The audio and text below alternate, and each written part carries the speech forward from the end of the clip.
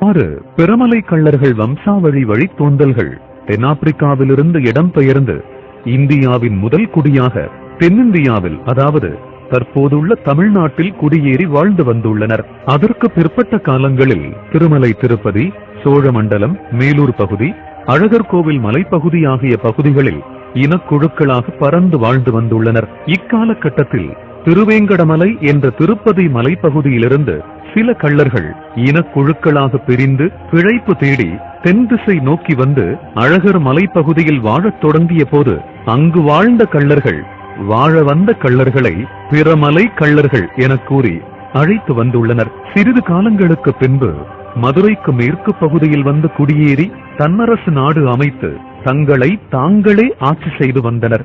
இந்த பிறமலை கள்ளர்கள் தங்கள் ஆட்சி பகுதிகளை 8 நாடுகளாகவும் 24 உப கிராமங்களாகவும் உருவாக்கி தங்கள் இனத்திலிருந்தே நிர்வாகிகளை தேர்ந்தெடுத்து தாங்களே ஆட்சி செய்து கொண்டனர்.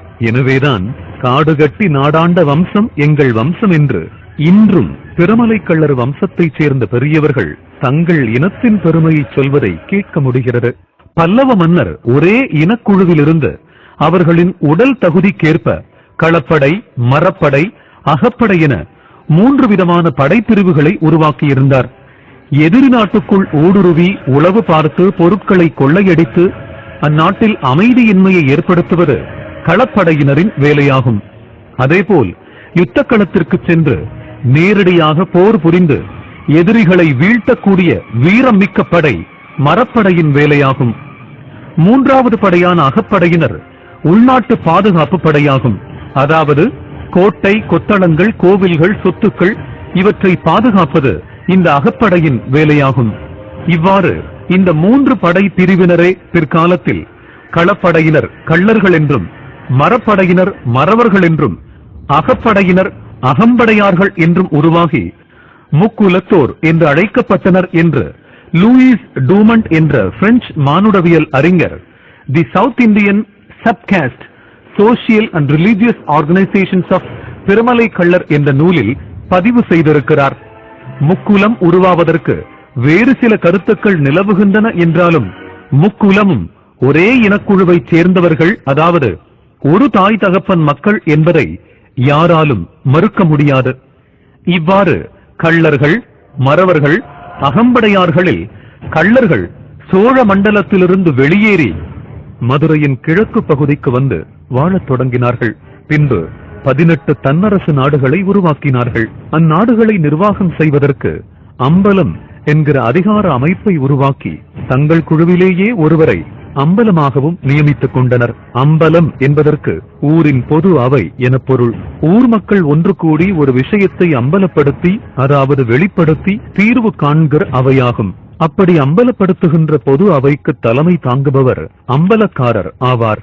அவ்வாறாக அம்பல பதவி பெற்றவர்களுக்கும் அம்பல பதவி பெறாதவர்களுக்கும் அதிகார மோதல் ஏற்பட்டு அம்பலம் என்ற பதவி பெறாத வம்சாவளியினர் சிறுக சிறுக வெளியேறி மதுரைக்கு மேற்கு பகுதியில் திருப்பரங்குன்றம் மலை, கீழ குயில்குடி மலை, மேல குயில்குடி மலை, நாகமலை, திடியன் மலை, புத்தூர் மலை போன்ற மலைகளுக்கு அருகாமையில் குடியமர்ந்தனர். இவ்வாறாக குடியமர்ந்த கள்ளர்களை கிழக்கு நாட்டு சகோதரர்களாகிய அம்பலக்காரர்கள் கள்ளர் நாடுகளுக்கும் புறத்தே, அதாவது வெளியில் பல மலைகளுக்கு அருகில் வாழ்கின்ற கள்ளர்கள் என குறிக்கும் வகையில் புறமலை கள்ளர்கள் என அழைக்கப்பட்டனர். அதுவே மருவி பிறமலை கள்ளர்கள் என்று உருவானது. கிழக்கு நாட்டு அம்பலக்கார சகோதரர்கள் ஏற்கனவே இருந்த கள்ளர் நாட்டுக்குள் வாழ்கின்ற கள்ளர்கள் நாட்டுக் கள்ளர்கள் என அழைக்கப்பட்டனர். அதுவே மருவி நாட்டார் கள்ளர் என ஆனது. பழைய ஆவணங்களிலும் மதுரைக்கு மேற்கு பகுதி புறமலை நாடு என்றே அழைக்கப்பட்டிருக்கின்றது. கர்னல் மெக்கன்சியால் 19ஆம் நூற்றாண்டின் தொடக்க பகுதியில் தொகுக்கப்பட்ட ஓலைச்சுவடியில் கள்ளர் சாதி விளக்கம் எனும் நூலில்